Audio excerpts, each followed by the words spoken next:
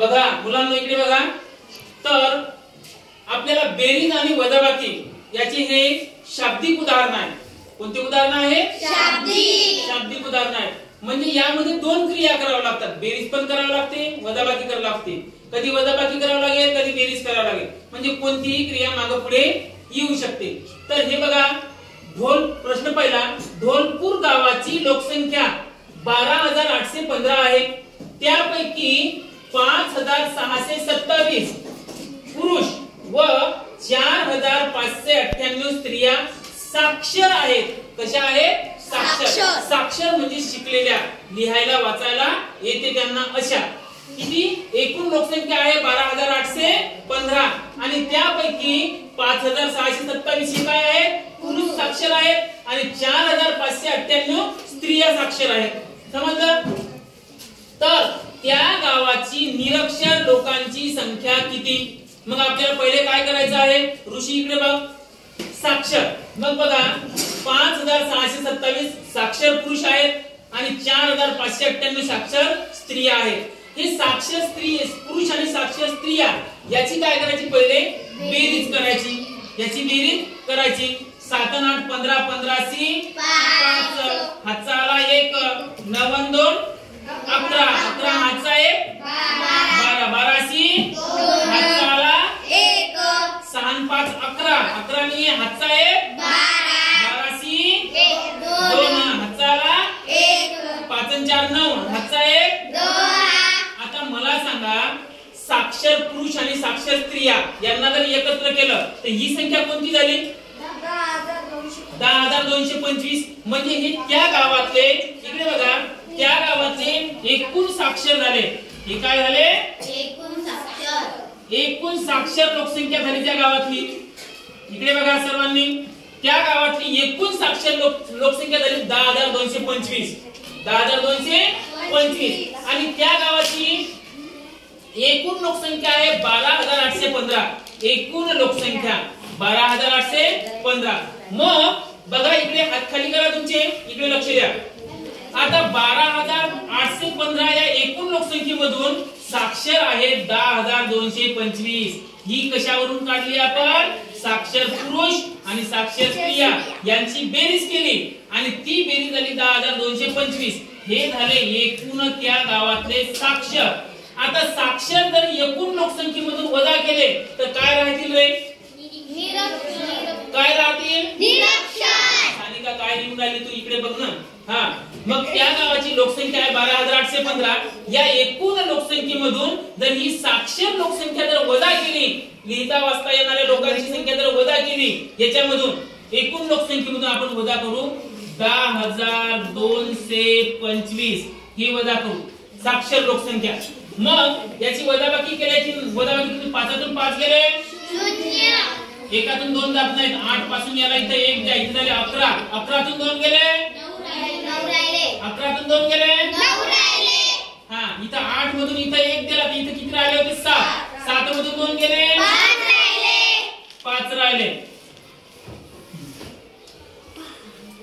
5 राहिले. हा, 2 मधून 0 गेला 2 राहिले. 1 1 गेला 0. मग त्या गावामध्ये लिहिता वाचता न येणाऱ्या लोकांची संख्या म्हणजे निरक्षर लोकांची संख्या आहे 2,590.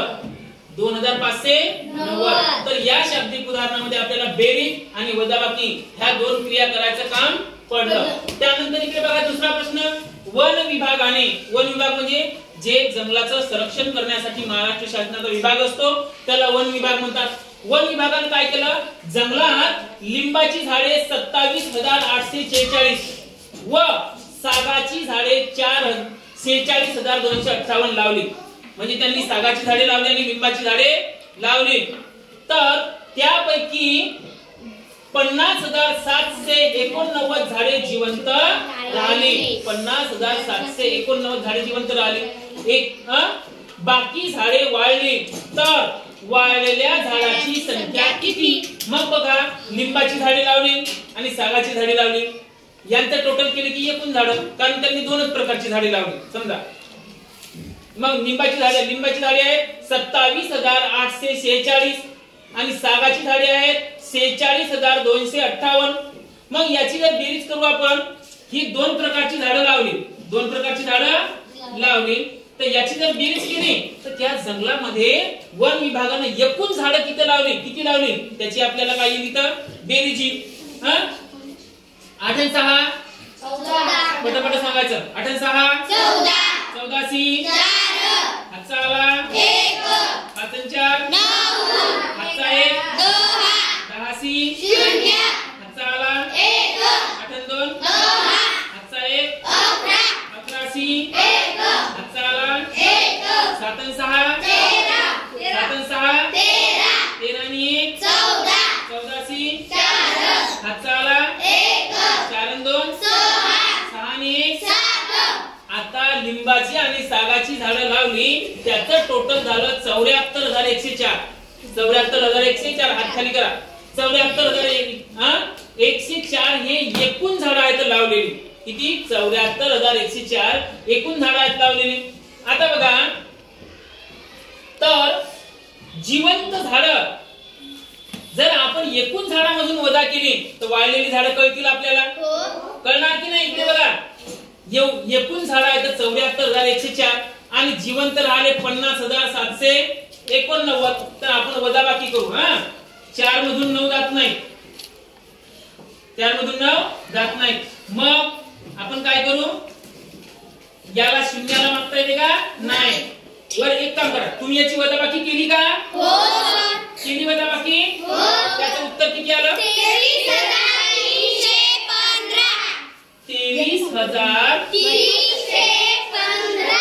23,315.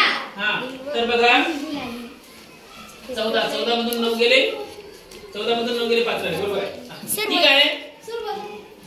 तर वाळलेली झाडे किती आहेत मग? 23,000. चिन्ह आपल्याला इथे वजाबाकीचं द्यायचं आहे. बरोबर, असं लक्ष ठेवत जा. तर वाळलेली झाडाची संख्या आहे 23,315. आता लक्ष द्या, एकूण झाडं आहेत 74,104. त्याच्यामधून वाळलेली झाडं वजा केली, नाही कोणती जिवंत झाडं वजा केली की राहिलेली झाडं वाळलेली. असे या प्रश्नामध्ये, शाब्दिक प्रश्नामध्ये 2 क्रिया आपल्याला एकत्र कराव्या लागतात. समजला? हो सर.